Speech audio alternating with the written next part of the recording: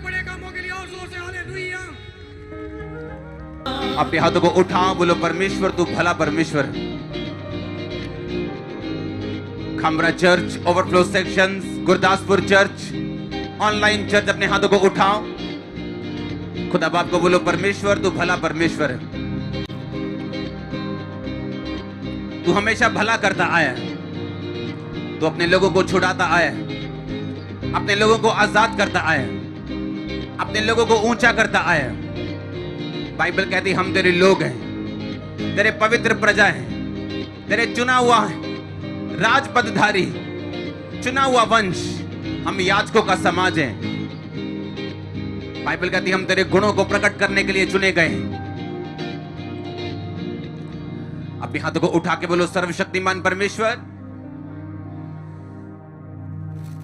आज तेरे गुणों को प्रकट करने के लिए तेरा जो वचन मेरे अंदर जाए, मैं उस पे फल लेके आऊं और ये फल बना रहे। अंधकार की शक्तियां इन वचनों को चुरा ना सके। मुझे मसा कर, मेरे कानों को मसा कर, ताकि मैं इन वचनों को सुनूं और 100 गुना फलों को लेके आऊं। अपने हाथों को उठाओ यही प्रार्थना के साथ।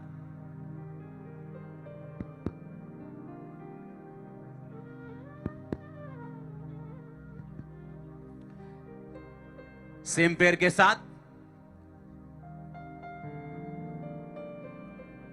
बाइबल कहती शैतान चुराने के लिए, घात करने के लिए और नष्ट करने के लिए आते हैं, ताकि वो उन वचनों को चुरा सके जो परमेश्वर ने हमारे लिए तैयार करके रखे हैं। परमेश्वर को बोलो परमेश्वर अंधकार की शक्तियां आज उन वचनों को चुरा ना सके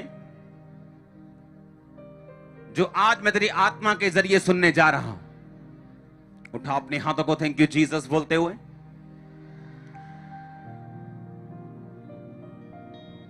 जितना वर्ड आज आपकी जिंदगी में जाए 100 गुना फलों को लेके आए। प्रभु यीशु मसीह के सामर्थ्य नाम में मांगते पूरी चर्च बोले आमीन। स्वागत है यीशु मसीह की प्रेजेंस में आप सबका। जोर से खुदाबंद की तारीफ करो एक बार। हालेलुया। जितने आज पहली बार आए अपने हाथों को उठाएंगे, हिलाएंगे, जो पहली बार चर्च में आए, हम सब आपका स्वागत करते हैं यीशु मसीह की प्रेजेंस में। याद रखो, ये कोई संस्था नहीं जो धर्म बदलती, ये परमेश्वर का घर है। ये वो परिवार है जहां का सिर, जहां का हेड, जहां का अगुवा प्रभु यीशु मसीह, और हम उसके शरीर के अलग अलग अंग हैं। इस परिवार में मैं आपका स्वागत करता हूं एक बार फिर से। मीटिंग आमीन होने के बाद आप आगे आएंगे, आपके लिए 1-1 मिनट प्रार्थना होगी, आपको एक गिफ्ट दिया जाएगा और आपके लिए फिर 7 हफ्ते प्रार्थना लगातार होगी। मैं आपका फिर स्वागत करता हूं यीशु मसीह की हुजूरी में। जो पहली बार आए अपने हाथों को उठाएंगे, मेरे साथ बोलेंगे प्रभु यीशु मसीह, विश्वास के बिना तुझे प्रसन्न करना अनहोना है। और बाइबल कहती विश्वास सुनने से पैदा होता है। आज मैंने सुना कि तू जीवित परमेश्वर है, तू उद्धार करता है। मैं मानता हूं, मैं मानती हूं, मेरे गुनाहों को अपने लहू से धोकर मुझे शुद्ध करें। अपना बेटी, अपना बेटा, अपनी बेटी होने का अधिकार दें। सर्वशक्तिमान परमेश्वर, तेरे घर में आने वाला कोई बंदा, कोई जन, आप उसे खाली नहीं भेजते, आप उसे रिजेक्ट नहीं करते। मुझे एक्सेप्ट करें, मुझे स्वीकार करें, मैं जैसा भी हूं, मैं जैसी भी हूं। आप मेरे उद्धार करता हैं और आज से मैं आपकी संतान हूं। प्रभु यीशु मसीह के नाम में तारीफ करो जोर से। अपने शरीर में बैठ जाओ, आत्मा में आप मेरे साथ खड़े। आज मुझे आपको वचन में लेके जाना पड़ेगा लंबे समय के लिए। अगर आपके पास कॉपी और पेन है, उसे उठा लो। अपने हाथों को उठाओ, अपनी बाइबल को उठाओ, बोलो सर्वशक्तिमान परमेश्वर, मैं तेरे वचन से प्यार करता हूं। ये मेरे शुद्ध रहने का आधार है, मेरे चंगे रहने का आधार है। उठाओ अपने हाथों को थैंक यू जीसस बोलते हुए।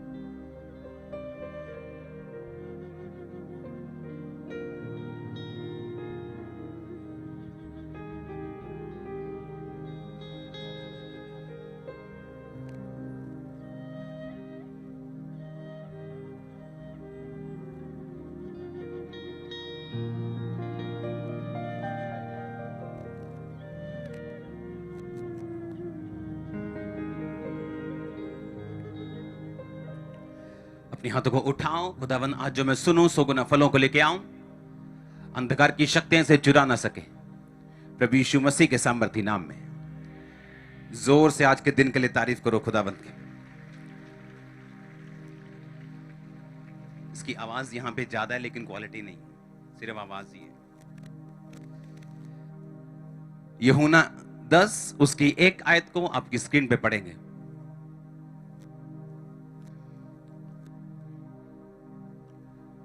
कॉपी पेन है आपके पास? अपने पड़ोसी को बोलो जो वचन को नोट करता है। फिर से बोलो अपने पड़ोसी को जोर से। वो खुद नोटिस किया जाता है क्योंकि वो गवाही के साथ वापस आता है। फिर से बोलो पड़ोसी को, बोलो जो वचन को नोट करता है वो अपनी गवाही को नोट करता है। बोलो अगली बार चर्च में जब आए तो कॉपी और पेन लेके आना।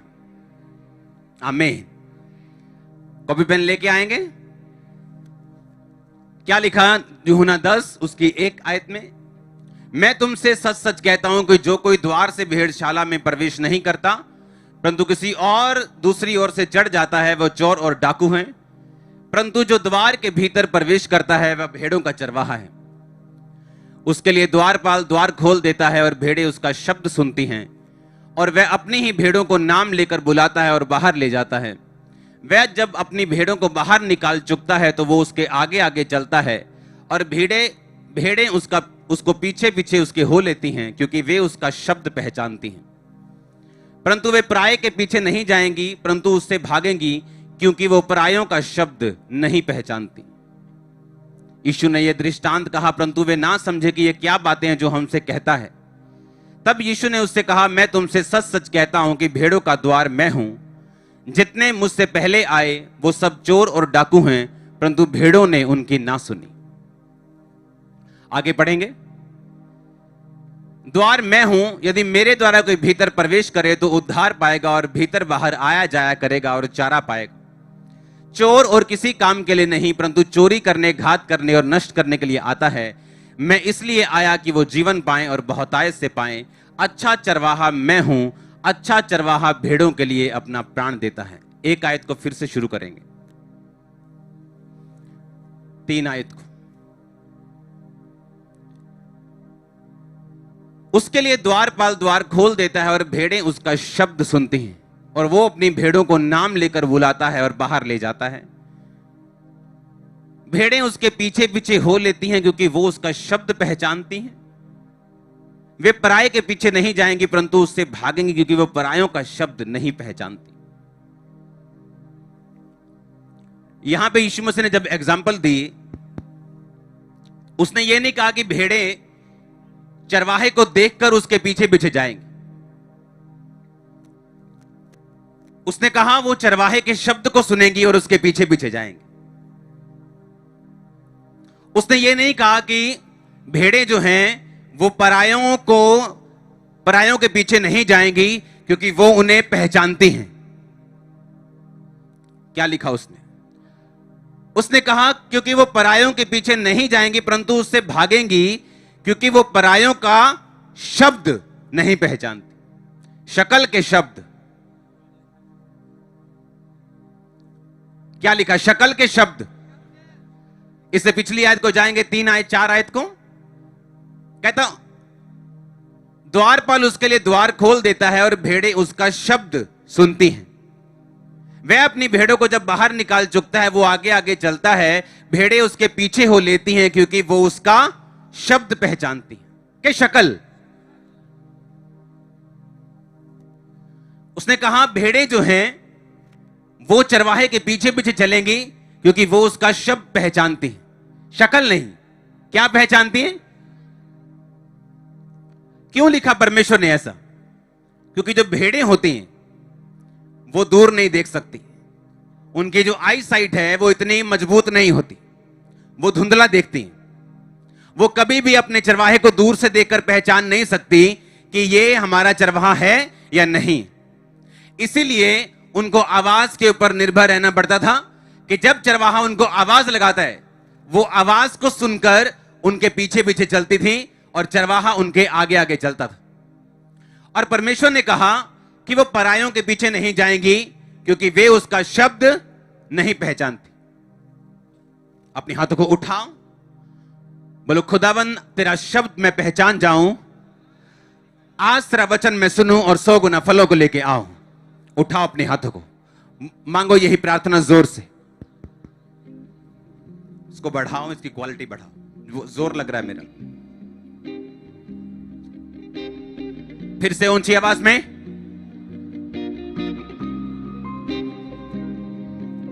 प्रभु यीशु मसीह के सामर्थी नाम में हम मांगते हैं। बढ़ाओ इसको, हालेलुया, जोर से हालेलुया बोलो। इसका मतलब यह है कि एक जो भेड़ है उसको अपने चरवाहे को देखना जरूरी नहीं, बल्कि उसको, मैं आपसे क्या बात बोलता हूं कि जो अपने जैसे बाबाओं से मिलना और मिलके बताना कि मुझे ये प्रॉब्लम है, मुझे ये धागा दे दो। परमेश्वर ने कहा जब तुम मेरी भेड़ बन जाओगी तुम्हें देखकर चलने की जरूरत नहीं। तुम किससे चलोगी? शब्दों से। इसलिए मैं आपसे बोलता हूं, आप चाहे मुझसे मिलें चाहे ना मिलें, अगर आप मेरे शब्दों को सुन रहे हैं वो एक ही बात है। हालेलुया। और दूसरी बात, मेरे शब्द किसी काम के नहीं। अगर मैं अपने शब्दों को लेके आया हूं या अपनी मर्जी को लेके आया हूं या ये लेके आया हूं कि मैं क्या चाहता हूं, फिर मेरे पीछे चलने का कोई फायदा नहीं। मैं आपको यह बताना चाहता हूं कि यीशु मसीह क्या चाहते हैं, उसके शब्द आपके लिए क्या बोलते हैं और उसकी मर्जी आपकी जिंदगी के लिए क्या है। उसने कहा अगर मेरा शब्द तुम सुनोगे तो भीतर बाहर आया जाया करोगे और चारा पाओगे। यानी जब रात को भेड़ें अंदर आती थी अपने बाड़े में, उसने कहा तुम भीतर भी आओगे, सुरक्षित रहोगे जानवरों से, और बाहर भी जाओगे और चारा भी पाओगे अगर तुम मेरी आवाज को सुनोगे। हालेलुया। अब परमेश्वर की आवाज आप कैसे सुन सकते हैं? आप इस समय वचन में सुना रहा हूं खुदावंद का, आप प्रभु की आवाज को सुन रहे हैं पवित्र आत्मा के जरिए, बाइबल के जरिए।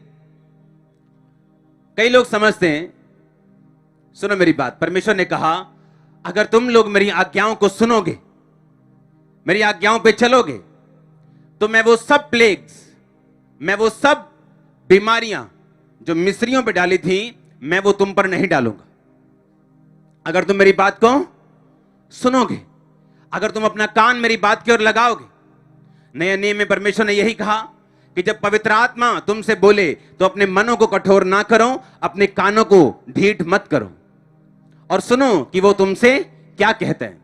क्योंकि उसने कहा मेरी भेड़ें मेरी आवाज को सुनती हैं, मैं उन्हें भीतर बाहर ले जाया करूंगा और मैं उन्हें चारा दूंगा। वो परायों के पीछे नहीं जाएंगी क्योंकि वो परायों का शब्द नहीं पहचानती। हालेलुया। आपकी लाइफ का सीक्रेट, सफलता का इस बात में है कि आप परमेश्वर की आवाज को सुन पा रहे हैं या नहीं। हो सकता है बाइबल पढ़ते हो तो भी आप परमेश्वर की आवाज को कभी ना सुने, क्योंकि बाइबल पढ़ते वक्त अगर आप माफी में नहीं, बाइबल पढ़ते वक्त अगर आपका परमेश्वर सिर्फ प्रभु यीशु मसीह नहीं और आप बहुत सारे परमेश्वर हैं आपके, तो वो बाइबल सिर्फ आप लोगोस पढ़ रहे हो, जिसका मतलब है परमेश्वर की एक इच्छा जो सब लोगों के लिए उसके माइंड में है। लेकिन जब आप बाइबल को पर्सनल बनाते हो, परमेश्वर को अपना उद्धारकर्ता ग्रहण करते हो, उसकी आवाज को सुन के उससे पीछे चलना चाहते हो, उसको अपना उद्धारकर्ता ग्रहण करके बपतिस्मा लेके पाप को छोड़ के उसको पढ़ते हो, फिर वो बाइबल का जो लोगोस है वो आपके लिए रेमा बन जाता है। यानी वो वचन जो खास परमेश्वर आप लोगों के लिए जारी करता है, आपको हील करने के लिए, डिलीवर करने के लिए। समझ रहे मेरी बात को? एक व्यक्ति ऐसा बोल सकता है कि बाइबल में ये लिखा है, मैं इसे पढ़ भी रहा हूं, अंगीकार भी कर रहा हूं, लेकिन ये मेरी जिंदगी में काम नहीं कर रहा। वो नहीं करेगा जब तक आप उस लोगोस को रेमा बनाने के लिए, जो लिखित वचन है वो परमेश्वर का मन है, वो परमेश्वर की इच्छा है, वो उसके इच्छा उसके मन में है कि ऐसा हो या ऐसा हो चुका है, लेकिन आपकी लाइफ में उसे लागू करने के लिए आपको उसको परमेश्वर को अपना पर्सनल उद्धारकर्ता ग्रहण करके बपतिस्मा लेके उसके पीछे चलना पड़ेगा, ताकि वो वचन आपकी जिंदगी में काम भी करे। कितने मेरी बात को समझ रहे हैं? उसने कहा वो उसके पीछे पीछे चलेंगी, वो परायों का शब्द नहीं पहचानेंगी, वो चरवाहे का शब्द पहचानेंगी, वो चरवाहे को देखकर नहीं चलेंगी, वो चरवाहे को सुनकर चलेंगी, क्योंकि भेड़ों की देखने की क्षमता दूर तक नहीं, बकरियां दूर तक देख सकती। बकरियां क्या करती हैं? अगर चरवाहा इधर है तो बकरियां इधर है। अगर रूल इधर बनने का बैठा है तो बकरियां इधर बैठेंगी। कितने मेरी बात को समझ रहे हैं? वो हमेशा होशियारी करती हैं।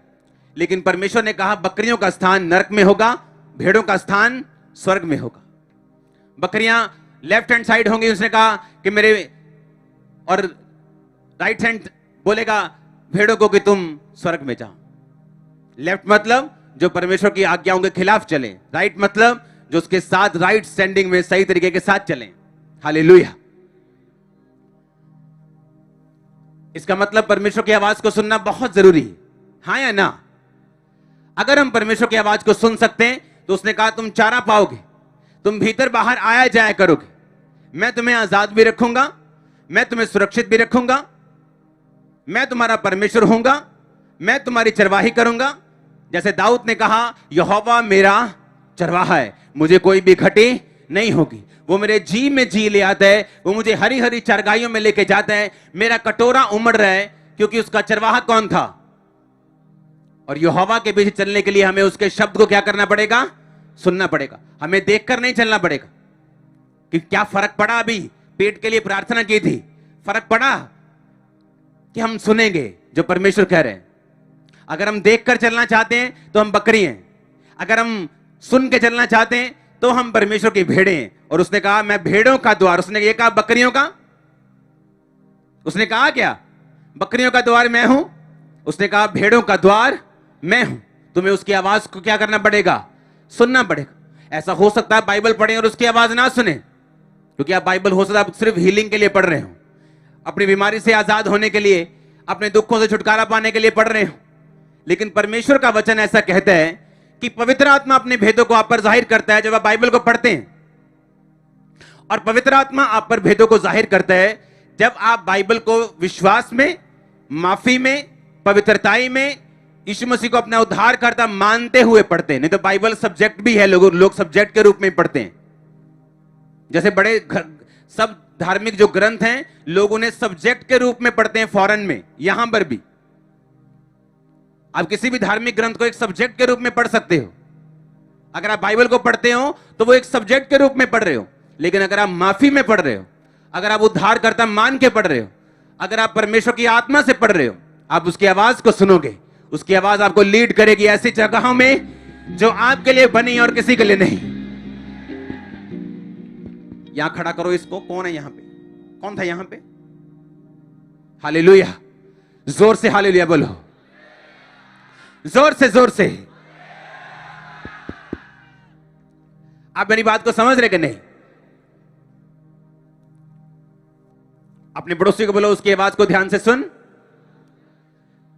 क्योंकि सुनना जरूरी है। इसकी रिपीट कम करो, बोलो सुनना जरूरी। बोलो अपने पड़ोसी को, बोलो परमेश्वर की आवाज को सुनना आशीषों को लेने के बराबर, सुरक्षित रहने के बराबर, उसकी चारगाहों में रहने के बराबर है। तारीफ करो जोर से। आपको अगर हम उसकी आवाज को सुन सकते हैं, उसने कहा मेरी भेड़ें मेरे पीछे चलेंगी, मेरी आवाज को सुन के चलेंगी। वो देखकर नहीं चलेंगी, मेरी आवाज को सुनेंगी। वो देखकर नहीं पहचानेंगी मुझे कितना फर्क पड़ा, वो सेंस का यूज नहीं करेंगी, वो मेरी आवाज को सुनेंगी। हालेलुया। अब इमेजिन करो, जब पहले साल मैंने प्रेयर शुरू की, खुदावंद मुझे हील कर, जब मुझे मालूम हुआ नशों से आजाद होने के बाद कि परमेश्वर चंगा भी करता है, वो आजाद भी करता है, तो मेरे लिए परमेश्वर की आवाज आती थी कि मैं तुझे हील कर चुका हूं, मैं तुम्हें चंगा कर चुका हूं। लेकिन फिजिकली कोई भी फर्क नहीं था, क्योंकि मुझे देखकर नहीं, कहां से चलना था? आवाज से। और जो आवाज से चलता है और जो देख के चलता है। ये दो तरह के क्रिश्चियंस। बकरियां देखकर चलना पसंद करती क्योंकि उनकी बहुत तेज होती हैं, लेकिन भेड़ें जो हैं वो पूरी तरह से चरवाहों पे निर्भर होती हैं और वो आवाज को सुन के चलना पसंद करती हैं क्योंकि उनके पास एक ही ऑप्शन है। और जब मैं देखकर चलने की कोशिश करता था तो मेरा विश्वास हिलता था कि जो परमेश्वर कह रहे हैं, जो वचन कह रहे हैं, मेरी वास्तविक जो स्थिति है वो उससे अलग क्यों है, जो मेरी वास्तविक जिंदगी है वो अलग क्यों है। परमेश्वर का वचन तो कुछ और कह रहे हैं लेकिन मैं तो कहीं और ही जा रहा हूं।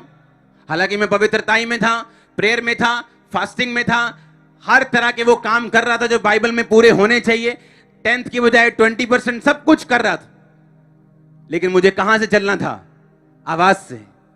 और आवाज सुनते सुनते आज मैं यहां तक पहुंच गया हूं जहां हीलिंग भी है और डिलीवरेंस भी है और आप भी इससे बेनिफिट ले रहे हो। आमीन। अगर सिर्फ हम सुन सकें परमेश्वर क्या कहते हैं, अगर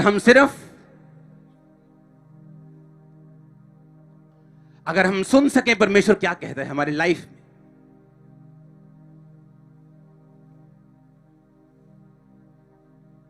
अगर आपने परमेश्वर को नहीं सुना पर्सनली तो मुश्किल है अभी आपकी लाइफ में। फिर आपको यह तो मालूम है आपके अगुवे को परमेश्वर का आत्मा क्या कह रहा है, आपके चर्च को परमेश्वर का आत्मा क्या कह रहा है, लेकिन आपको परमेश्वर का आत्मा क्या कह रहा है, उसे कैसे सुनेंगे?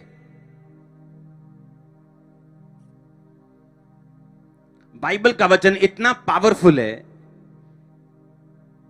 इतना मजबूत है कि अगर आप इतिहास देखें, अगर आप पूरी दुनिया देखें, कोई भी और चीज इतनी किसी से मैच नहीं करेगी जितना परमेश्वर के वचन से दुनिया की सब घटनाएं मैच करती हैं। आप जानते हैं, सुनो मेरी बात, जब दाऊद ने शाऊल को देखा, ये शायद दूसरा शमूएल में होगा, अगर आपके पास है तो खोलो इसको। हां, हे गिलबो पहाड़ों, तुम पर ना ओस पड़े, ना वर्षा हो, ना भेंट के योग्य उपज वाले खेत पाए जाए, क्योंकि वहां शूरवीरों की ढालें अशुद्ध हो गई और शाऊल की ढाल बिना तेल लगाए रह गई।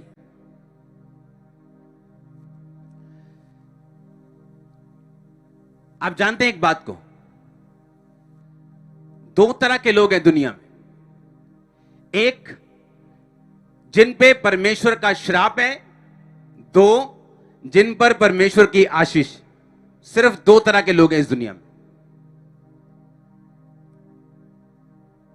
जिन पर परमेश्वर का और जिन पर परमेश्वर की, दो तरह के लोग हैं। जब परमेश्वर के दास ने, इसहाक ने याकूब को ब्लेसिंग दी, उसने कहा तेरा घर उपजाऊ भूमि के पास, तुझे तेल मिले, तुझे अनाज मिले, और उसने सब आशीषें उसे दी।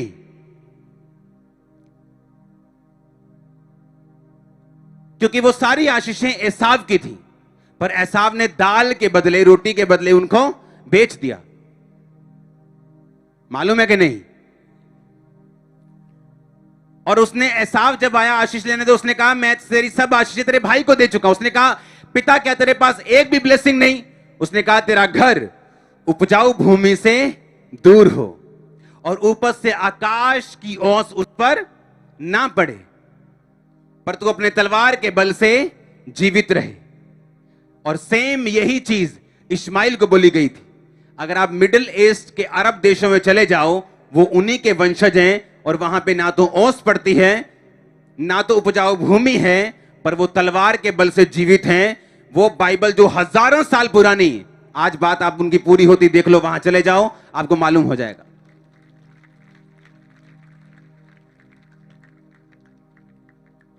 मेरी बात को समझ रहे कि नहीं?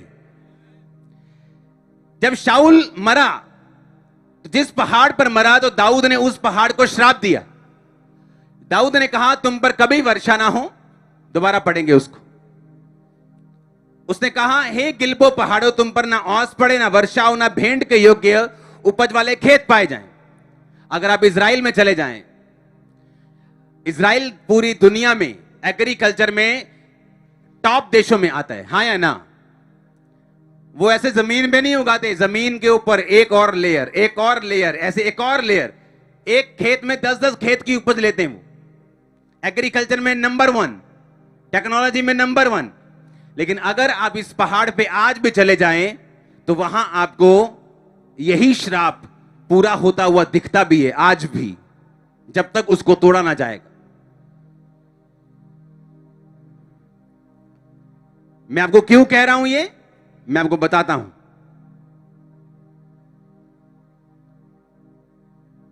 1840 में जब अमेरिकन प्रेसिडेंट गद्दी पर बैठे,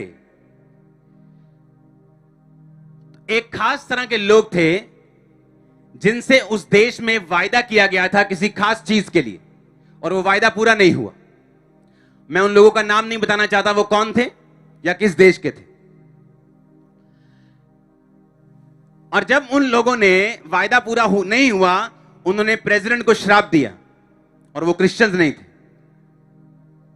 कर्स दिया प्रेसिडेंट को, श्राप दिया उनको। और जब उन्होंने कर्स किया प्रेसिडेंट को, हर 20 साल बाद वो प्रेसिडेंट जब भी गद्दी पर बैठते थे, हर 20 साल में एक प्रेसिडेंट मरता था। अमेरिका का हिस्ट्री पढ़ के देख लो, और ऑफिस में मरता था हर 20 साल बाद। 40 में, 60s में, 80s में ये चलता रहा कंटिन्यू, ये कर्स कंटिन्यू। और जब ये कर्स हर 20 साल बाद घटता रहा, पास्टर्स उठे। जब प्रेसिडेंट बनाना था नया, फिर से उसे उठाया, प्रार्थना की, कर्स को तोड़ा। कम से कम 60 साल हो चुके हैं, वो कर्स फिर दोबारा उन पे नहीं आया। और 1840 से आप गूगल कर लेना, गूगल पे आपको सब चीजें एग्जैक्ट नहीं मिलेंगी। उस कर्स का नाम चेंज कर दिया होगा या उसका पैटर्न चेंज कर दिया होगा, लेकिन वो गूगल पे 100% वैसा नहीं है, लेकिन है जरूर, है जरूर, ते पढ़ लेना। पर वो पूरा सच नहीं, पूरा सच मैं आपको बताना नहीं चाहता। मैंने भी आपको 75% सच बताया है। वो कौन लोग थे, बस ये छोड़ के बाकी सब सच बताया है आपको। बस ये नहीं बताया कि वो किस किस देश से थे। हालेलुया। और जब उन्होंने कर्ज किया तो वो कर्ज लगा रहा, और हर 20 साल बाद अमेरिकन प्रेसिडेंट अपने ऑफिस में मरता रहा। ऑफिस टाइम में किसी को शूट किया गया, किसी को कुछ हुआ, किसी को कुछ हुआ, जब तक पास्टर्स ने फैसला नहीं किया कि इस कर्ज को तोड़ा जाएगा।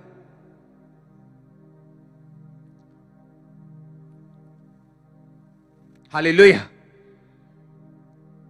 मैं क्यों कह रहा हूं आपको यह बात, मैं आपको समझाता हूं। आपको पहली बात मैंने क्या बताया, आपको क्या सुनना है? आवाज सुननी, शब्द सुनना है, कि देखना है, कि देखना जरूरी है, कि पास्टर से मिलना जरूरी है, कि सुनना जरूरी है। हां, यहोशू की पुस्तक के उस वचन को पढ़ेंगे जो मैं आपको। फिर उस समय यहोशू ने इजरायलियों के सम्मुख शपथ रखी कि जो मनुष्य उठकर इस यरीहो को फिर से बसाए, वो यहोवा की ओर से श्रापित हो।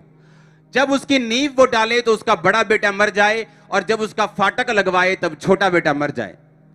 बाइबल कहती है इस नगर को, यहोशू के इस नगर में आने के बाद उसने कहा, अब जो इस नगर को दोबारा बनाएगा, क्योंकि हमने परमेश्वर के कहने पर इसको ढा दिया, उसका बड़ा बेटा मरेगा, जो फाटक लगवाएगा उसका छोटा बेटा मरेगा। ये उसने कर्ज दिया, श्राप दिया। अब हुआ क्या, पहला राजा के वचन को निकालेंगे, 16 उसकी 34 आयत। काफी सैकड़ों सालों के बाद क्या हुआ, उन दिनों में बेतेलवासी हियल ने यरीहो को फिर बसाया। कौन सा यरीहो? जिसको यहोशू ने श्राप दिया था। कहता जब उसकी नींव उसने डाली तब उसका जेठा बेटा मर गया, और जब उसने फाटक खड़े किए उसका छोटा बेटा मर गया। और यहोवा के उस वचन के अनुसार हुआ जो नून के पुत्र यहोशू के द्वारा कहलाया था। सैकड़ों सालों पहले कहा गया वचन कि परमेश्वर ने कहा है इस शहर को नाश कर दो, हमने नाश कर दिया, अब जो कोई इसको बनाएगा उसका बड़ा बेटा मरेगा, और जो कोई इसका फाटक लगाएगा उसका छोटा बेटा मरेगा। और सैकड़ों सालों बाद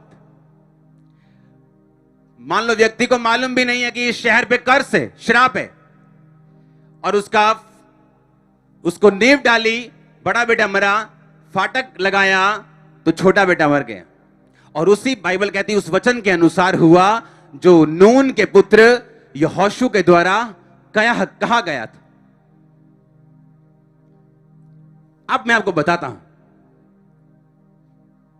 कई बार जब आप डॉक्टर के पास जाते हैं, लोग डॉक्टर पूछते हैं अच्छा आपको कैंसर है, अच्छा आपको बीपी है, आपके फादर को था, आपके दादा को था, आपकी फैमिली हिस्ट्री में तो नहीं है ये बीमारी? हाँ हाँ मेरे दादा को थी, हाँ हाँ मेरे फलाने को थी, मेरे फादर को थी।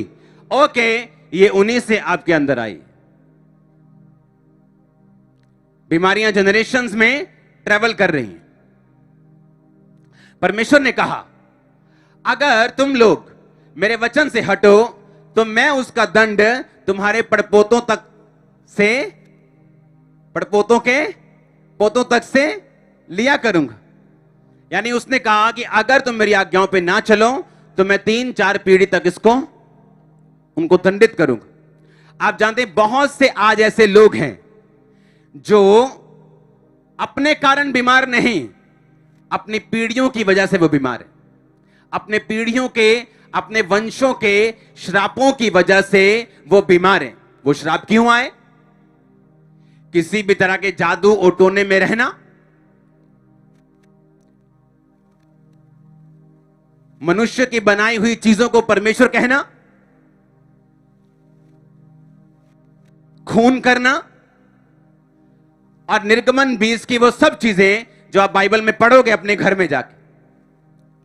बाइबल कहती है कि जब वो वचन पूरे नहीं हुए, परमेश्वर ने कहा वो श्रापित होगा घर आते समय, श्रापित होगा घर से जाते समय, उसकी कोठड़ी, उसका बैंक बैलेंस, उसका खेत, उसके बच्चे, हर वो चीज श्रापित हो जाएगी जब वो मेरे वचन से हटेगा। और अगर वो मेरे वचनों को पूरा करता है तो आशीषित होगा वो घर में, घर के बाहर, खेत में, बैंक बैलेंस में, हर वो चीज में, अपने बच्चों में। और मैं वो सब बीमारियां जो मिस्रियों के ऊपर मैंने डाली थी, मैं तुम पर वो बीमारियां नहीं डालूंगा। हालेलुया। अब आज लोग पूछते हैं कि मुझे ये बीमारी क्यों है? मैंने तो सिगरेट नहीं पीता हूं, मैंने कभी शराब नहीं पी है। अच्छा, मेरा हस्बैंड के साथ डाइवोर्स क्यों हुआ? मैं तो बिल्कुल अच्छी कैरेक्टर की हूं, मैं तो खाना भी टाइम पे बनाती हूं, मेरा तो सब कुछ सही है, लेकिन वो मुझसे कम सुंदर, मुझसे कम गुणी औरत के साथ है, ऐसा क्यों? और जब आप अपनी फैमिली हिस्ट्री को देखते हैं तो आपके पीछे से कुछ चीजें चलती आ रही हैं जिनके लिए आप कसूरवार नहीं। इसीलिए पता बाइबल में क्यों लिखा हुआ? बाइबल में लिखा है यीशु मसीह के लिए कि जो कोई काठ पे लटकाया जाता है वो श्रापित है। यीशु मसीह, बाइबल कहती है कि आपके श्रापों के लिए वो क्रूस पर चढ़ा दिया गया और आपके सारे श्राप उसने ले लिए। अब अगर आपके बाप दादाओं ने पाप किए, आपका क्या कसूर है इसमें? लेकिन सफर तो आप कर रहे हैं कि नहीं कर रहे हैं? क्योंकि बाइबल कहती है वो पीढ़ियों तक, वो गुनाह का असर है जो है वो पीढ़ियों तक जाएगा। लेकिन अगर आज कोई बंदा बोले कि मैं कैसे आजाद हो सकता हूं, इसीलिए बाइबल कहती है कि यीशु मसीह का यह शुभ समाचार है कि अगर तुम्हारे बाप दादाओं ने पाप किए, अगर तुमने पाप किए, अगर तुम श्राप के नीचे हो, तो यीशु मसीह ने कहा मैं जो क्रूस पर लटकाया गया हूं, मैं तुम्हारे लिए श्राप बना, ताकि आज जो लोग यीशु मसीह के ऊपर विश्वास करें, उसके ब्लड के ऊपर विश्वास करें, वो सारे श्रापों से मुक्त हों और परमेश्वर की आशीषें उन पे आए और वो उनका चरवाहा हो, वो उनको हरी हरी चरगाइयों में लेके जाए और सभी चीजें दे। हालेलुया। मैं आपको ये बात इसलिए बता रहा हूं कि आशीष भी असली है और श्राप भी असली है। ये रियल चीजें हैं। एक श्राप के नीचे आने वाला घराना पैसों में अमीर हो सकता है, लेकिन अलग अलग ट्रबल उनको घेरे रखते हैं। किसी के पास पैसा भी है, किसी के पास फेम भी है, लेकिन एक दिन एक पटक से एक बुरी घटना होती और पता चलता है वो बंदा है ही नहीं, खत्म हो गया। ये श्राप ऑपरेट हो रहा है उनके परिवार में, कर्ज ऑपरेट हो रहा है उनके परिवार में। और इस कर्ज से आजाद कैसे होना? अपना संबंध पूरी तरह से शैतान से तोड़कर आप कर्ज से आजाद हो सकते हैं। माफी में रहकर आप इस कर्ज से आजाद हो सकते हैं। प्रार्थना में रहकर, अगर आपके लाइफ में आपका संबंध अभी भी शैतान से है, आप चर्च में तो आ रहे हैं लेकिन आपने अभी वो चीजों को छोड़ा नहीं, जादू टोनों को छोड़ा नहीं, अभी उस सिस्टम को छोड़ा नहीं, वो सारे कर्ज अभी भी काम करते रहेंगे, क्योंकि ऐसा वचन कहता है। और कर्ज असली हैं और आशीषें भी असली हैं। हालेलुया। परमेश्वर ने कहा था यहूदियों को, तुम्हारा घर उपजाऊ भूमि में होगा। आज इजराइल अगर आप देखेंगे, वहां की भूमि उपजाऊ, और वहां से जब आप पार करके 1 किलोमीटर दूर चले जाएंगे, वहां रेगिस्तान है।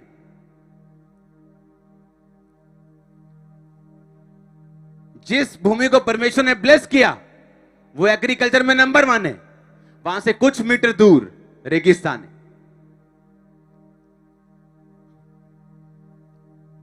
हालेलुया।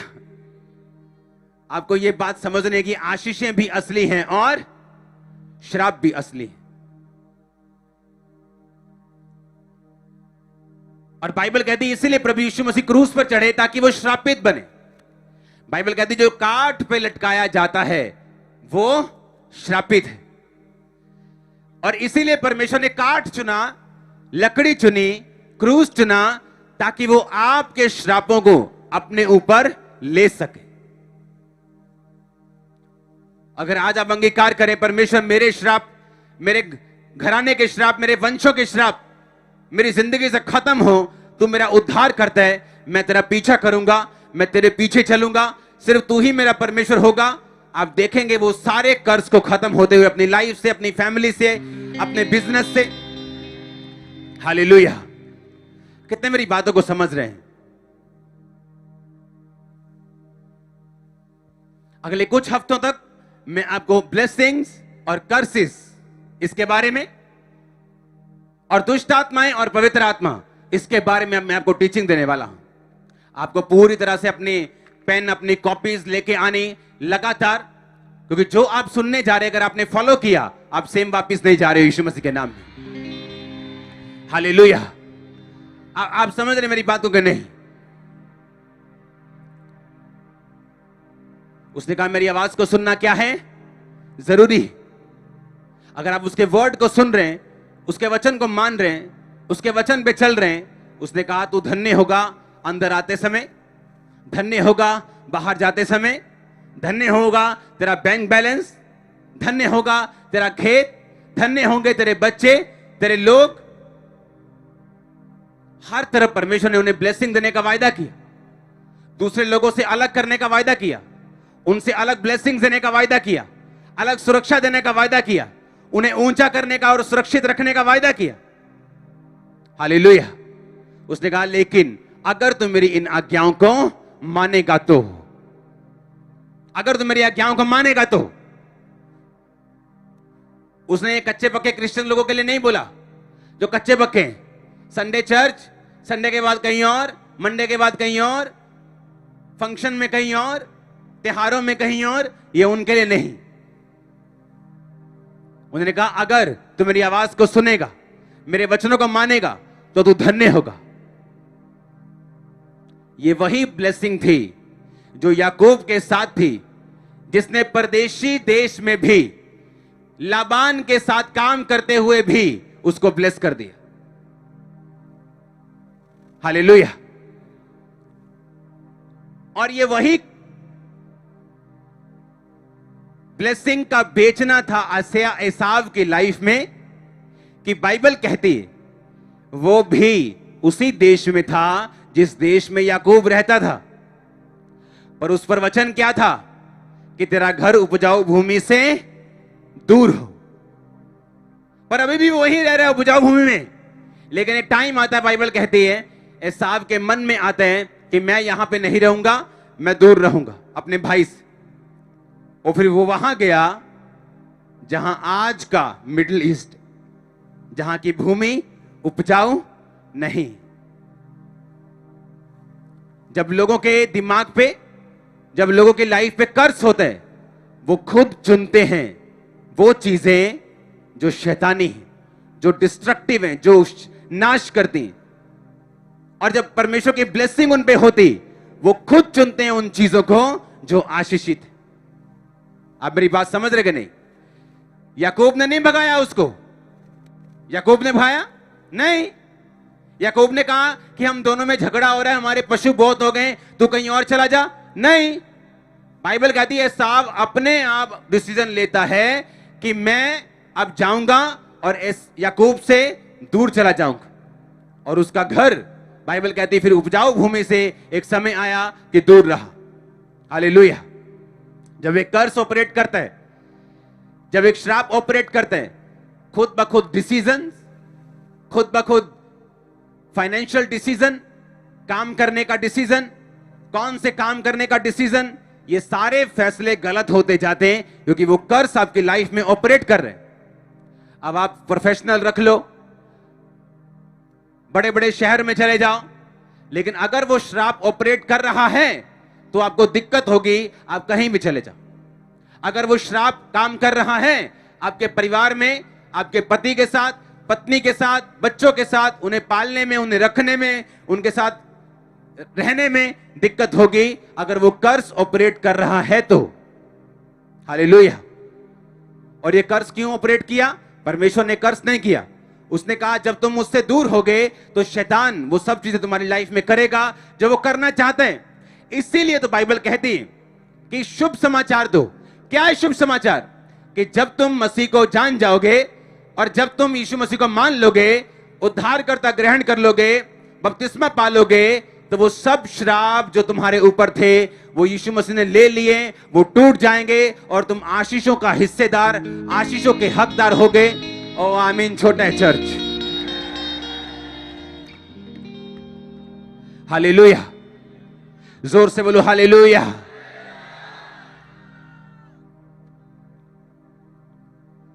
आमीन। आप मेरी बात को समझ रहे कि नहीं? अब मान लो चाहे वो गुनाह आपके बाप दादों ने किए हों, अगर किसी बाप दादा ने खून किए तो उसके पड़पोते के पोते तक उस खून का बदला चलेगा, बाइबल कहती।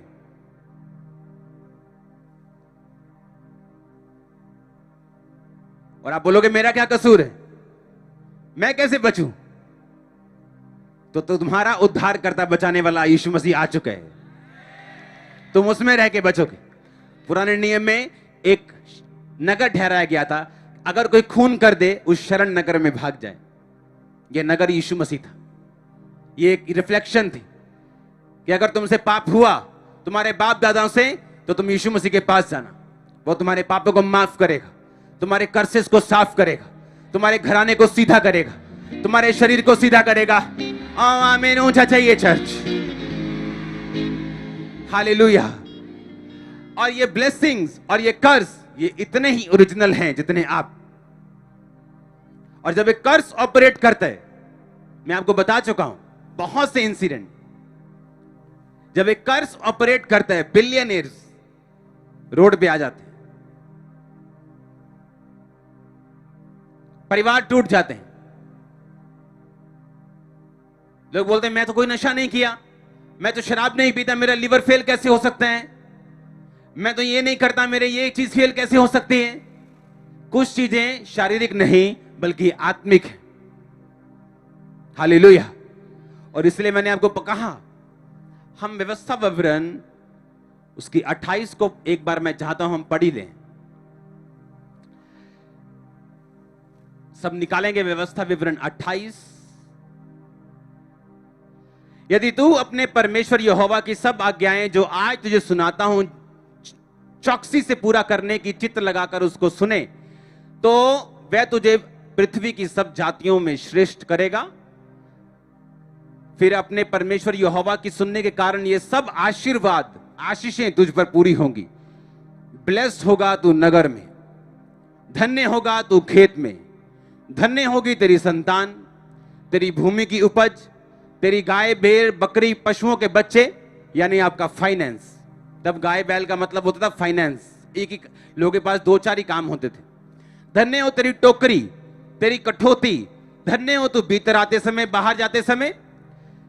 यहोवा ऐसा करेगा कि तेरे शत्रु जो तुझ पर चढ़ाई करेंगे तो उससे हार जाएंगे, और एक ऐसे मार्ग से तुझ पर चढ़ाई करेंगे, वो एक मार्ग से तुझ पर चढ़ाई करेंगे परंतु तेरे सामने से 7 मार्ग से होकर भाग जाएंगे। आप जानते मैंने अपने शत्रुओं को जवाब नहीं दिया, मालूम है कि नहीं?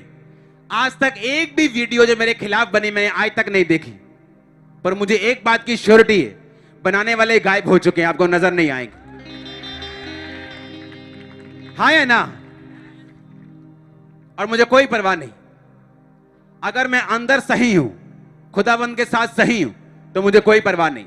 लेकिन अगर मैं अंदर गलत हूं और 50 लाख लोग मुझे सही कहें, तो मुझे परवाह करनी चाहिए। हालेलुया। आगे बढ़ेंगे।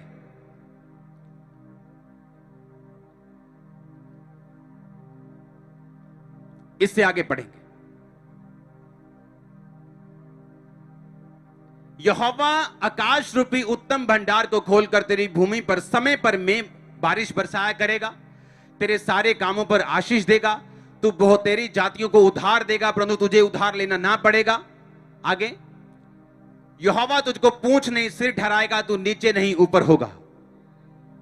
यदि परमेश्वर की आज्ञाएं जो मैं तुम्हें सुनाता हूं तुम मानने में मन लगाकर चौकसी करे, तो जितने वचनों की तुझे आज्ञा देता हूं उनमें से किसी के दाहिने या बाहिने मुड़कर पराये देवताओं के पीछे अगर ना हो ले, ना उनकी सेवा करे, परंतु अपने परमेश्वर यहोवा की बात अगर तू ना सुने और उसके आज्ञाओं और विधियों को मानने में जो मैं तुझे आज सुनाता हूं चौकसी ना करे, तो ये सब श्राप तुझ पर आ पड़ेंगे। श्रापित होगा तू नगर में, श्रापित होगा खेत में, श्रापित तेरी टोकरी तेरी कठौती, शापित होगी तेरी संतान, तेरी भूमि की उपज, तेरे गायों भेड़ बकरियों के बच्चे। श्रापित होगा भीतर आते समय बाहर जाते समय, जिस काम में तू हाथ लगाएगा यहोवा तुझको श्राप देगा, तुझे डराता रहेगा, धमकी देता रहेगा, घबराहट देता रहेगा, जब तक तू मिट नहीं जाएगा, नष्ट नहीं हो जाएगा। और इसका यह कारण होगा कि तू यहोवा को त्याग कर दुष्ट काम कर रहा है। यहोवा ऐसा करेगा कि तुझ में मरी फैलाकर भूमि के सब अधिकारी होने के लिए जो तू जा रहा है उस पर से जब तक तेरा अंत ना हो जाए, इसको और क्लियर करो वर्ड को, यहोवा तुझको क्षय रोग से, ज्वर से, दाद से, बड़ी जलन से, तलवार से, झुलस से, गेरुई से मारेगा। वे उस समय तक तेरा पीछा किए रहेंगे जब तक तेरा सत्यानाश ना हो जाए।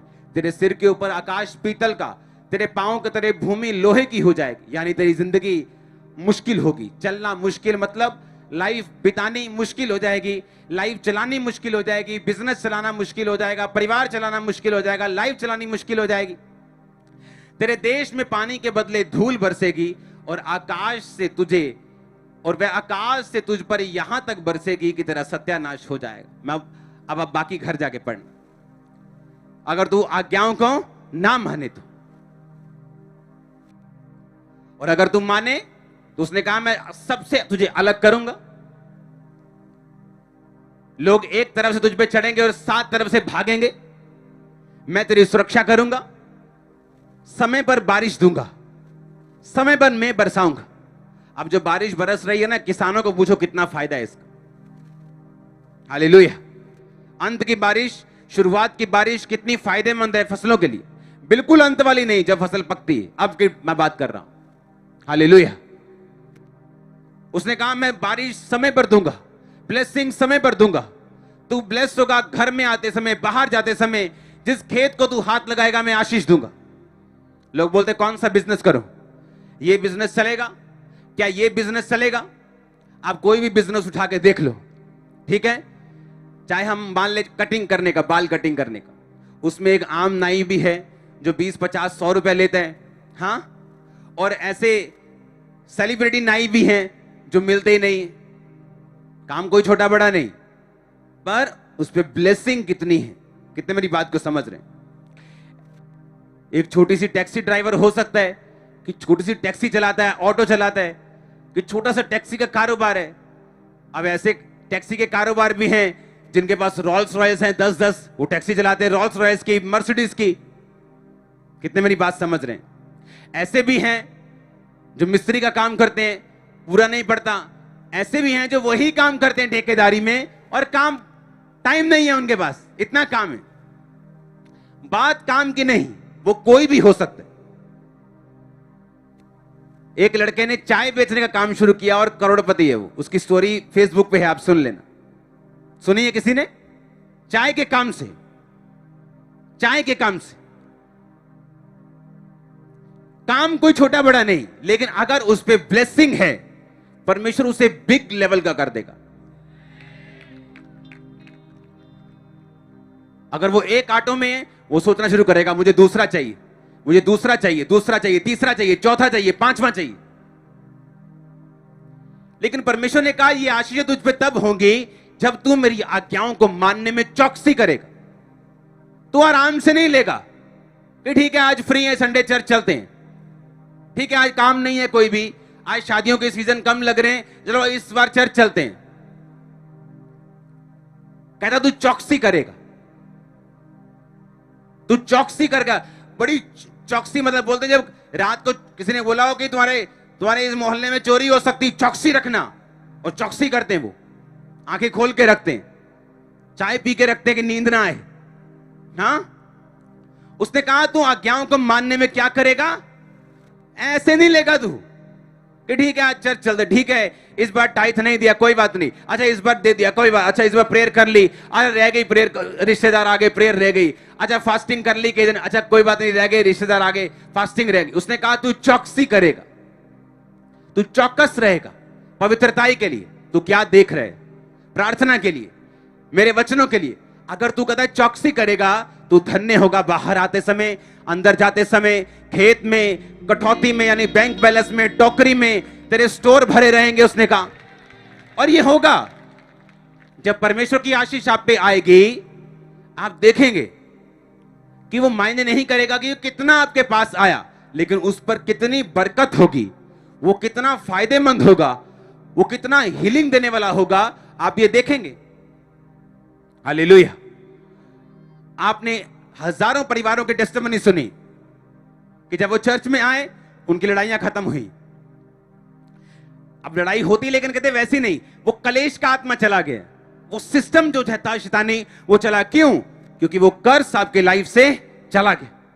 जैसे आपने यीशु मसीह को माना, जैसे आपने यीशु मसीह में चलना शुरू किया, जैसे आप एक मन हुए, बैप्टाइज हुए, पवित्र आत्मा से भरे, वचन से भरे, वो कर्स आप देखते हैं कैसे चले गए और आशीषें आपकी लाइफ पर आना शुरू हुई। हालेलुया। क्योंकि कर्स असली हैं और आशीषें भी असली हैं। हालेलुया। बाइबल कहती है एक बंदा परमेश्वर के पास आया, उसका हाथ सूखा हुआ था। कोई परमेश्वर के पास आया जो कुबड़ा था। एक बंदा परमेश्वर के पास लेके आया अपने बेटे को, कहता है इसको मिर्गी आती, ये कभी पानी में गिरता है कभी आग में गिरता है, दुष्ट आत्मा इसे नाश करना चाहती। यीशु मसीह ने कहा ऐ दुष्ट आत्मा इसमें से निकल जा। पर मेडिकली उसको क्या प्रॉब्लम थी? मिर्गी की। मेडिकली क्या था उसको? पर यीशु मसीह ने किसको डांटा? दुष्ट आत्मा को। और बाइबल कहती है दुष्ट आत्मा जैसे यीशु मसीह की आवाज को सुनती है वो निकलती। एक कुब्बी औरत परमेश्वर के पास आती है, परमेश्वर दुर्बल करने वाली दुष्ट आत्मा को बोलते हैं ऐ दुर्बल करने वाली दुष्ट आत्मा निकल जाए इसमें से, और उस पर हाथ रखते और वो कुबड़ी सीधी होती। और परमेश्वर ने कहा 18 साल से जिसको शैतान ने बांधा हुआ था, क्या वो आज छुड़ाई ना जाती? अगर परमेश्वर असली है तो शैतान भी असली। दुष्ट आत्माएं हैं। 90% बीमारियों के पीछे दुष्ट आत्माएं, 10% बीमारियों के पीछे फिजिकल कारण है, शारीरिक कारण है, लेकिन 90% बीमारियों के पीछे क्या है? दुष्ट आत्मा। उसने कहा ए दुर्बल करने वाली आत्मा निकला। और बाइबल कहती है 18 साल से उसको दुर्बल करने वाली आत्मा थी। डॉक्टर उसको हड्डियों की दवाई देते रहे होंगे, उसने हर तरह की विटामिन खाए होंगे, लेकिन उसको कुबड़ा होने से वो रोक नहीं सके, क्योंकि वो मेडिकल कंडीशन नहीं थी। अगर मेडिकल कंडीशन होती तो दवाइयों से हल हो जाता, क्योंकि बाइबल कहती है बीमारों को वैद्य की जरूरत है। लेकिन वो मेडिकल कंडीशन नहीं थी, इसलिए 18 साल से कुबड़ी होती जा रही थी।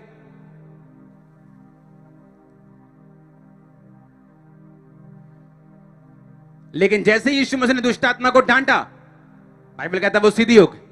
जैसे ही मिर्गी को डांटा, बाइबल कहता है वो ठीक हो गया, और ठीक करके उसके पिता के हाथ में सौंप दिया गया। अगर श्राप असली है, आशीषें भी असली हैं, दुष्ट आत्माएं असली हैं, परमेश्वर असली है, ये सब चीजें हैं। हालेलुया। हम कई बार जब टीवी पे देखते हैं, हाँ, एक्टर्स को देखते हैं, हीरोइंस को देखते हैं, हमें लगता है कि परमेश्वर है ही नहीं। लोगों को फीलिंग आता है कि नहीं, दुनिया में यही कुछ है, बस पैसा कमाओ, लाइमलाइट में रहो। क्या यार, कहां? लेकिन जब यहां पे वो टेस्टिमनी देने के लिए आते हैं, आते कि नहीं? हीरोइंस आती हैं, Punjabi industry, film industry, heroes आते हैं, सिंगर्स आते हैं और बताते हैं कि आप जो स्क्रीन पे देख रहे हो वो एक प्रोफेशन है, वो एंटरटेनमेंट के लिए। जैसे आपका काम है लोहा बेचना, दाल बेचना, हाँ, टेक्निक्स बेचना, गिफ्ट बेचना, कि मुझे आईटी का गिफ्ट है, ओके आ जाओ मेरे पास। उनका काम है एंटरटेनमेंट को बेचना, वो एक बिजनेस है। लेकिन जब उनकी पर्सनल लाइफ होती, उनको हर तरह की दिक्कत वही है जो आम लोगों को है, और उसका हल कौन है? प्रभु यीशु मसीह। दूर से देखकर मत अंदाजा लगाओ कि यीशु मसीह नहीं है, परमेश्वर नहीं। दूर से देख के ऐसा लगेगा आप, लेकिन जब वो आप उन लोगों के करीब जाएंगे, बड़े बड़े सेलिब्रिटीज यीशु मसीह को मानते हैं, क्योंकि वो पीस उनकी लाइफ में नहीं था, बीमारियां थी, दुष्ट आत्माओं के अटैक थे। आज वो अपनी एंटरटेनमेंट की इंडस्ट्री में काम कर रहे हैं, क्योंकि वो उनका काम है, वो उनका प्रोफेशन है। लेकिन यीशु मसीह उनके दिलों में बसता है, क्योंकि वही श्रापों को दूर कर सकता है, वही आशीषें दे सकता है, वही दुष्ट आत्माओं को दूर कर सकता है। कितने में आप मेरी बात को समझ रहे हैं? ऐसे व्यक्ति हैं, ऐसी सिस्टर पे प्रार्थना हुई, प्रार्थना करने के लिए आगे आई, जब प्रेयर हुई तो दुष्ट आत्मा छिड़ गई। कौन है तू? मैं गठिए की दुष्ट आत्मा हूं। कितने साल से? 18 साल से। इसलिए 18 साल से ये हील नहीं मैंने होने दिया। कोई दुष्ट आत्मा बोलती है मैं इसको नहीं छोड़ के जाऊंगी, क्योंकि इसने मुझे पकड़ के रखा है। मैं इसके घर, इसकी पुरानी फोटोज में हूं, इसने घर पे पुरानी चीजें रखी हुई, पुराने चिन्ह रखे हुए, मैं उनमें बसती हूं, मैं नहीं जाऊंगी। उसके पास लीगल ग्राउंड है। शैतान जो है वो बड़ा तगड़ा कानून को जानता है, बाइबल के कानून को जानता है। वो कानून का बड़ा तगड़ा जानकार है। वो उसे मालूम है कैसे एक बंदे की लाइफ में रहना है, कैसे प्रवेश करना है, और कब निकलने का टाइम है, उसे सब पता है। उसने पूछा क्यों नहीं जाएगी तू? मैं नहीं जाऊंगी। क्यों नहीं जाएगी? क्योंकि इसने मुझे बैठा के रखा है। कहां पर? इसकी फोटोज में, इसके घर में चिन्ह पड़े, पुरानी चीजें पड़ी जहां मैं वास रखती हूं। तो यीशु मसीह भी उसे नहीं निकालेंगे। क्यों? क्योंकि आपने वचन को तोड़ा। उसने कहा मेरे वचन को पूरा करने की तू क्या करेगा? चौकसी करेगा। चौकसी। मेरे कॉलेज टाइम की कुछ फोटोज मैंने फाड़ी हैं, चाहे वो मेरी बड़ी अच्छी एक यादगार थी, क्योंकि उन फोटोज में कुछ ऐसा था जो बिब्लिकल नहीं। हालेलुया। ऐसी जगहों की फोटोज थी, वो मुझे फाड़नी पड़ी, क्योंकि मैं उनको नहीं रखना चाहता, क्योंकि मैं नहीं चाहता कि कर्स मुझे फॉलो करे। मैं चाहता हूं मुझे ब्लेसिंग्स फॉलो करे। और ये डिसीजन उसने कहा अगर तू चौकसी करे। उसने ये नहीं कहा हाँ तो अगर माने, उसने कहा मानना नहीं है। कहा क्या करना है? मानने के लिए पूरी चौकसी के साथ इसे मानना है, पूरा ध्यान रख के, चौकसी करके, पूरा चौकन्ना रह के तुझे इन सब चीजों को मानना है, क्योंकि दुष्ट आत्माएं भी असली है, श्राप भी असली है, आश्चर्य भी असली है, और परमेश्वर भी असली। हालेलुया।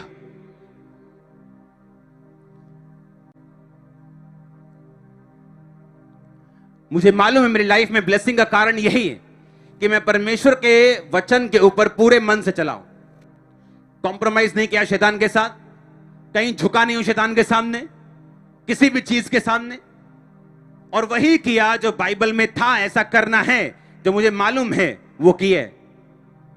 हालेलुया। आप मेरी बात को समझ रहे कि नहीं? उसने कहा तू क्या करेगा? बोलो पड़ोसी को, फिर से 7 बार बोलो, बोलो चौकसी कर, चौकसी कर, चौकसी कर। आमीन। आपको चौकसी करने कहता वचन को पूरा करने में, कि तेरे बीच में कोई और तो नहीं, क्या मैं ही तेरा परमेश्वर हूं?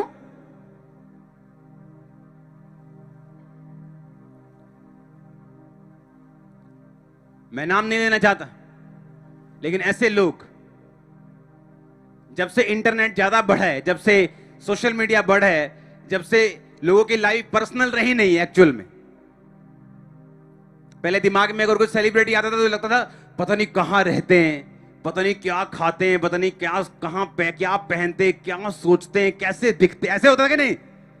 अब सब मालूम है ना आपको उनका। अब बोलते यार ये तो ऐसे ही है। कितने मेरी बात, हमारे ऐसे लोग हैं, कितने समझ रहे मेरी बात? अगर आप ध्यान से देखें, कर्ज चाहे वो छोटा हो चाहे वो बड़े से बड़ा व्यक्ति हो, अगर आप ध्यान से देखें उनके परिवारों में काम कर रहा है आज भी। ऐसे लोग हैं जिनको करोड़ों लोग फॉलो करते हैं, लेकिन उनके मम्मी पापा कभी इकट्ठे नहीं रहे परिवार में। ऐसे सेलिब्रिटीज। आपको क्या लगता है नॉर्मल चीज है? क्या परमेश्वर ने हमें ऐसा बनाया? नहीं, उसने हमें ऐसा नहीं बनाया। वो आपकी मैरिज के बारे में ऐसा नहीं सोचता, आपके बच्चों के बारे में ऐसा नहीं सोचता। उसने कहा था श्रापित होंगे तेरे बच्चे, श्रापित होगा तेरा घराना, अगर तू मेरी आज्ञाओं को मानने में चौकसी ना करे। उसने कहा अगर तू चौकसी करे तो तू धन्य होगा बाहर आते समय, धन्य होगा भीतर जाते समय, धन्य होगी तेरी कोठरी, कठौती, बैंक बैलेंस, तेरा घराना, तेरे बच्चे, तेरा खेत। मैं तेरी सुरक्षा करूंगा, तू सिर होगा पूंछ नहीं। लोग एक तरफ से तेरी चढ़ाई करेंगे, आएंगे 7 तरफ से भाग जाएंगे। यह वचन पूरा हो आपकी लाइफ में। हालेलुया। पर क्या करना? मेरी आज्ञाओं को मानने की चौकसी करना। आज छोटी सी किसी को सीट मिलने वाली हो एमएलए की, परमेश्वर को छोड़ के 10 किलोमीटर दूर भाग जाता, बोलता सीट मिल रही, सबको मिलाना जरूरी है। और परमेश्वर ने कहा तू श्रापित होगा घर आते समय, घर जाते समय। श्रापित होगी तेरी कोठरी, तेरा बैंक बैलेंस, तेरे घराना, तेरे लोग, तेरे बच्चे। इतने श्राप लेने से बेहतर यह है कि आप एक नॉर्मल जिंदगी बिता लो आम लोगों वाली, क्योंकि ये श्राप, ये ब्लेस, ये दुष्ट आत्माएं पीछा नहीं छोड़ेंगे, आप जितना मर्जी ऊपर चले जाओ। हालेलुया। जो काठ पे लटकाया जाता है वो क्या है? लोग बोलते क्यों सूली पे चढ़ गया यीशु मसीह, वो अपने आप को बचा क्यों नहीं सका? अरे मूर्खो, पढ़ी हो बाइबल तो ना। उसने कहा जो काठ पे लटकाया जाता है वो श्रापित होगा। अगर यीशु मसीह काठ पे लटकाया ना जाता तो आज हम तभी श्राप में रहते। समझ रहे कि नहीं? उसी श्राप को उसने काठ पर लटक कर, क्योंकि पुराने नियम में बताया गया था कि जो लकड़ी पे लटकाया जाएगा वो श्रापित होगा। उसी श्राप को यीशु मसीह ने एक बार में आपके सारे श्रापों को ले लिया। अगर मैं आज बिलीव करता हूं कि यीशु मसीह तू मेरा उद्धार करता है, तू मेरा परमेश्वर है और उसकी आज्ञाओं पे चलता हूं, तो 54 श्राप भी मेरी लाइफ में नहीं। हालेलुया। अपने हाथों को उठाओ, अपने हाथों को उठाओ। Thank you Jesus. बोलो सर्वशक्तिमान परमेश्वर, आज मैं अपने गुनाहों से मुड़ता हूं, मैं माफी मांगता हूं। मेरे घराने ने या मैंने कोई भी पाप गुनाह किए जिनका श्राप मेरी जिंदगी के ऊपर, मैं माफी मांगता हूं। मैं तेरी ओर मुड़ता हूं, मैं तेरी ओर मुड़ती हूं, मुझे माफ कर। आज से मैं तेरी सब आज्ञाओं को मानने में चौकसी करूंगा, चौकसी करूंगी। एक भी चीज तेरी आज्ञा के बिना मेरी जिंदगी में नहीं होगी, ताकि मैं आशीष को पाऊं। मेरा घराना, मेरा बैंक बैलेंस, मेरा आना मेरा जाना, मेरा खेत, मेरे बच्चे, मेरा काम, मेरा कैरियर, सब कुछ तू आशीषित करे। आज मैं चुनता हूं, क्योंकि तेरे वचन में लिखा है तू चुन ले, श्राप चाहिए या आशीष चाहिए। बोलो सर्वशक्तिमान पिता, मैं अपने हाथों को उठाता हूं, उठाती हूं। मैं चुनता हूं आशीष को, मैं चुनती हूं आशीष को। सारे श्राप टूट जाएं, वंशों के श्राप टूट जाएं, मेरी जिंदगी के सारे श्राप टूट जाएं। आज से मैं मुड़ जाता हूं, आज से मैं मुड़ती हूं। मेरी जिंदगी में कोई भी ऐसा नहीं होगा जो परमेश्वर होगा सिवाय तेरे खुदावन, और कोई परमेश्वर मेरा नहीं होगा। बाइबल कहती है अगर तू मेरे अलावा पराये देवताओं की उपासना करे तो ये श्राप तुझ पे घटेंगे। सर्वशक्तिमान परमेश्वर, मैं आशीषों के लिए मुड़ता हूं और सिर्फ तेरी सेवा करने के लिए आगे बढ़ता हूं। आज मुझ पे दया कर, मेरे सारे गुनाहों को अपने लहू से धो दे और मुझे पवित्र कर, और परमेश्वर मुझे आशीष का हकदार बना। आज से सारे श्राप, मैं विश्वास करता हूं मेरे वंशों के सारे श्राप टूट जाते हैं, क्योंकि वचन कहता है जो कोई लकड़ी पर लटकाया जाता है वो श्रापित है। आज मैं विश्वास करता हूं यीशु मसीह मेरे लिए श्रापित बना ताकि मैं आशीषों का वारिस हो सकूं। मैं आशीष को चुनता हूं, यीशु मसीह को स्वीकार करता हूं अपने उद्धारकर्ता के रूप में। अपने हाथों को उठा, से मैं डिक्लेयर करता हूं जो यीशु मसीह को मान चुके हैं, उद्धारकर्ता ग्रहण कर चुके हैं और इस मीटिंग के बाद बपतिस्मा लेंगे या जो पहले से ले चुके हैं, ये सब तरह के लोग आज से खुदाबंद की आशीषें स्वर्ग से आपकी लाइफ में उतरनी शुरू हो। आज से सारे श्राप आपके परिवार से टूट जाएं यीशु मसीह के नाम में। आज से सारे श्राप आपकी जिंदगी से टूट जाएं यीशु मसीह के नाम में। आज से सारे श्राप आपकी बीमारियों के टूट जाएं यीशु मसीह के नाम में। आज से सारे श्राप डिप्रेशन के टूट जाएं यीशु मसीह के नाम में। आज से सारे श्राप बीमारियों के टूट जाएं यीशु मसीह के नाम में। आज से सारे श्राप यीशु मसीह के नाम से आपके कैरियर से, कटौती से, बैंक बैलेंस से, बॉडी से टूट जाएं यीशु मसीह के सामर्थ्य नाम में।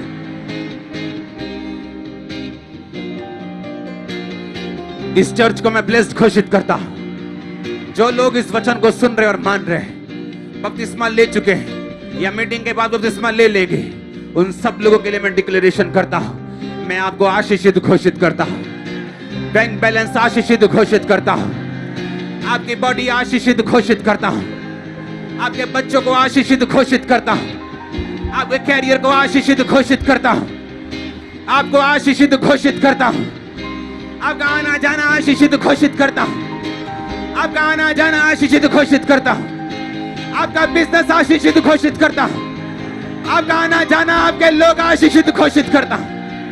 आमीन हो जाए आशीष आपकी।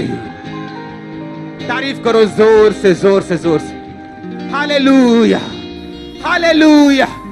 Thank you Jesus Christ, thank you Jesus. तारीफ करो जोर से जोर से जोर से।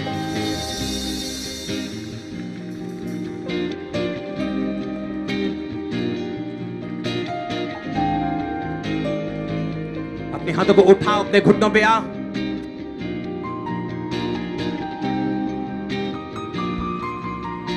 इमरजेंसी सेक्शन में जाओ। दोबारा अगर कहने की जरूरत पड़े सस्पेंड करूंगा तेरे को। मालूम होना चाहिए कब कहां जाना है। पुराने टीम की तरह मत कर।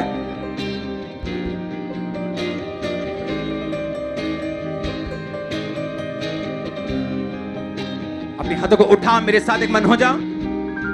आज मैं आपको बताता हूं, सुनो। जब एक इविल स्पिरिट आपकी लाइफ में होती तो किस तरह से वो काम करती और किस तरह से आपको उन्हें पहचानने और किस तरह से उनसे आजादी लेनी। हालेलुया। जो वंशों से चीजें चली आ रही, फैमिलियर स्पिरिट, फैमिली की आत्मा, कि दादी का नानी का डाइवोर्स हो रहा है, मां का दिक्कत चल रही, लड़की की दिक्कत, ये शैतानी, ये डेविलिश। सुनो मेरी बात, क्या ऐसे सिस्टर्स हैं, सिर्फ दूर दूर मत, सिर्फ यहीं, ताकि मैं उन्हें जल्दी पास बुलाऊं, जिनको गठिया है? आप में से है कोई ऐसा जिनको गठिया है? हाथ खड़ा करो, आगे आओ। एक जिनको बुलाऊं, 2 आ जाओ। जिनको गठिया है आओ। सिर्फ 10 जने चाहिए मेरे को, सिर्फ 10 जने। आने दो, क्यों रोकते हो? 10 जने, 10 जने आ जाओ। कोई भी 10 जने आ जाओ, 12 जने आ जाओ जिनको गठिया हो। इधर आ जाओ, इधर लाइन बनाओ एक। ओके, इधर लेडीज की लाइन बनाओ, ऐसे बनाओ 12 जनों की, सिर्फ 12 जने। इधर आ जाओ, 1 2 3 4 5 6 7 8 9 10 11 12। ओके बस, कोई चिंता मत करो, चिंता मत करो। 12 जने जाओ, 10 12 जने जाओ। ओके, बाकी सब यहीं खड़े रहो, यहां बैठो। बंदों में बताओ जिनको गठिया हूं, गठिया जिसको हाथ खड़ा करो, जिसको गठिया है आ जाओ। गठिया, गठिया है हड्डियों का रोग, गठिया गठिया गठिया जो उंगलियों में होता है, जो दर्द होता है, जो 1 2 3 4 आ जाओ, 5 6 गठिया होना चाहिए। हाँ उंगलियों में से गठिया है, नहीं दर्द नहीं, गठिया, जिसको गठिया की स्पिरिट है जिसको। 12 जने, 12 बंदे खड़े करो सामने, बिल्कुल उधर सामने। मैं आपको दिखाता हूं, जब एक स्पिरिट को डांटा जाएगा, मैं इनको पूछूंगा, कुछ ये दवाई खा रहे होंगे 10 साल से, कोई 5 साल से। जब स्पिरिट को डांटा जाएगा, लाइन मत बनाओ, वहीं खड़े रहो। यहां मैं प्रेयर नहीं करने वाला हूं, वहीं खड़े रहो, वहीं खड़े रहो, आगे मत आओ, मत आओ। वॉलंटियर्स, तुम्हें सुनने में टाइम लगता है, प्रॉब्लम ये। 12 बंदे हो गए, 12 हो गए, सिर्फ 12 आज आने दो, आने दो। 12 12 करने पूरे, सबको मन नहीं, आने दो, पूरा करो जल्दी से। मैं आपको दिखाता हूं एक चीज, ये वॉलंटियर में बीमारी, ये आने वाला लड़का कौन है, ये किसको कौन रोक रहा है इसको? अपने हाथों को उठाओ, सुनो मेरी बात, सुनो मेरी बात। आशीषें असली हैं और श्राप भी, दुष्ट आत्माएं असली और परमेश्वर भी। ये यकीन करना बहुत जरूरी है, इसे यकीन करना बहुत जरूरी है कि आपकी ट्रबल के पीछे कौन है, आपकी मुश्किल के पीछे कौन है। क्या वो कर्स है, क्या वो दुष्ट आत्मा है, या शारीरिक बीमारी है? उसे डिजर्न करना ये बहुत जरूरी है। हालेलुया, उसे पहचानना बहुत जरूरी है। आप तैयार हैं प्रेयर के लिए? जितना वचन मैंने आपको दिया, आप इंटरनेट खोलेंगे, अगर आपने आज नोट नहीं किया आप नोट करेंगे। और इस थर्सडे मैं यहीं पे हूंगा, हर थर्सडे संडे, और ये वचन मैं कंटिन्यू आपको दूंगा, आपको नोट करना है, क्योंकि मैं यहां खड़े होकर नहीं, वहां बैठ के दूंगा, ताकि मैं अपनी कॉपी पेन मैं भी अपना लेके आऊं सारा साथ। ओके, आप भी बैठ के सुनेंगे, मैं वहां पे दूंगा, ताकि मैं आपको सारा डिटेल में बता सकूं। और मैं आपको वायदा करता हूं, और मैं आपको एक चीज बताता हूं, जो पास्टर, जो चर्च अपने लोगों को वचन की शिक्षा नहीं दे सकता घंटों घंटों, वो सही चर्च नहीं। अगर लंगड़े चलते अंधे देखते हैं, तो मेक श्योर कि वो लोग वचन सुने, घंटा, 1.5 घंटा, 2 घंटे, 3 घंटे। पता है क्यों? इसी वचन ने आपको स्ट्रांग करना है और बचा के रखना है। आप समझ रहे मेरी बात को? उठाओ अपने हाथों को।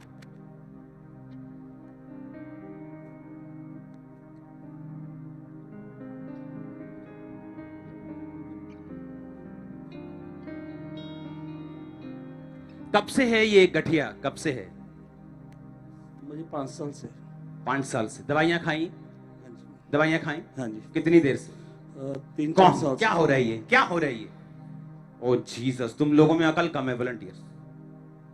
मुझे भीड़ नहीं चाहिए, मुझे स्पिरिट चाहिए। आप में काम करता हूं 5 साल। हाँ, पापा जी मैं खुद डॉक्टर हूँ। मैं आपने 5 साल दवाइयां खाई? हाँ जी। गठिए के लिए? हाँ जी। ओके ठीक है, ओके, सबने मेडिसिन खाई होगी, ठीक है। इधर से एक की इंटरव्यू लेते हैं। कितने साल से मेडिसिन खाई?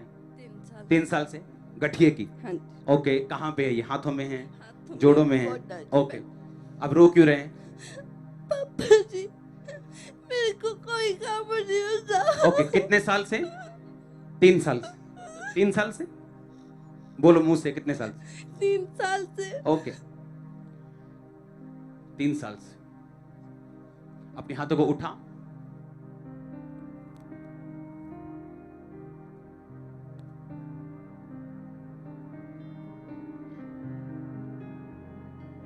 जब मैं लोगों के लिए प्रेयर को लीड करूंगा, जो लोग यहां खड़े हैं ये भी प्रेयर करेंगे। Okay, don't worry. आज क्योंकि जब ये लोग टेस्टिमनी के लिए आएंगे, इनकी हम फोटोज, इसलिए मैंने 12 को निकाल के रखा है कि हम इनकी फोटोज ले सके या वीडियोस ले सके, ताकि जब ये टेस्टिमनी देने के लिए आए तो लोगों को मालूम हो कि स्पिरिट्स की जो बीमारियां होती हैं वो दवाइयों से नहीं जाती, वो प्रेयर से जाती और फायर से जाती। ओके, सुनो, लोग बोलते हैं कि ये अंधविश्वासी हैं। अब कितना पैसा ये दे रहे हैं आगे आने का? आपने कितना दिया? मैं इनसे बात कर रहा हूं। और तो क्यों खड़ा मेरे साथ? कुछ भी नहीं, कुछ भी। सुनो मेरी बात, अगर आपने आने का पैसा नहीं दिया, आगे बैठने का पैसा नहीं दिया, प्रेयर करवाने का पैसा नहीं दिया, ले हैंड करवाने का पैसा नहीं दिया, तो मुझे क्या शौक चढ़ा आपको हील करने का? सुनो मेरी बात, अगर लोग कहते हैं कि परमेश्वर है पर कहते चंगाई नहीं हो सकती, मतलब परमेश्वर है पर डब्बे में बंद है, परमेश्वर है पर बोलता नहीं, गूंगा है, परमेश्वर है पर सुनता नहीं, परमेश्वर है पर काम कोई नहीं करता, इसका मतलब तुम गलत हाथों में हो, क्योंकि हमारा परमेश्वर सुनता भी है, चंगा भी करता है। सुनो मेरी बात, लोग बोलते हैं हॉस्पिटल में जाके प्रेयर क्यों नहीं करते? आपको क्या मालूम कितने हॉस्पिटल में जाते हैं? आपको क्या मालूम? अब हम क्या बताएं आपको? अगर हम यहां बताएंगे तो आप फिर वहां पे शैतान लोग रुकावट डालेंगे। ओके, अभी कुछ देर पहले पंजाब के मंत्री से हमारी बात हो रही थी कि एक जगह पे, एक जेल में या किसी और जगह में हम जाएंगे प्रीच करने के लिए सबको। सुनो मेरी बात, मैं आपको छोटी सी एक चीज बता रहा हूं। आपको क्या लगता है अगर हॉस्पिटल में प्रे करने जाएंगे इंटरनेट पे डालेंगे सारा कुछ? क्या बैप्टिज्म इंटरनेट पे डाल दें? परमेश्वर ने कहा जो सुनेगा और विश्वास करेगा वो चंगा किया जाएगा। आप हॉस्पिटल में हो, यहां हो, वहां हो, कोई मायने नहीं करता। हमने कौन सा आपको साबित करके आपसे मखाने लेने हैं? हालेलुया, हमने कुछ साबित सुबित नहीं करना है। हम परमेश्वर से प्यार करते हैं और वो प्यार का ओवरफ्लो है ये, दैट्स इट। हालेलुया। अगर पैसा चाहिए तो ये गिफ्ट बिकते भी हैं, याद रखना। अमेरिका के वीजे लगे मेरे पूरे परिवार के, जब मर्जी हम जा सकते हैं। अगर पैसा लेना हो तो बहुत ले सकते हैं, आपकी सोच से परे। हालेलुया।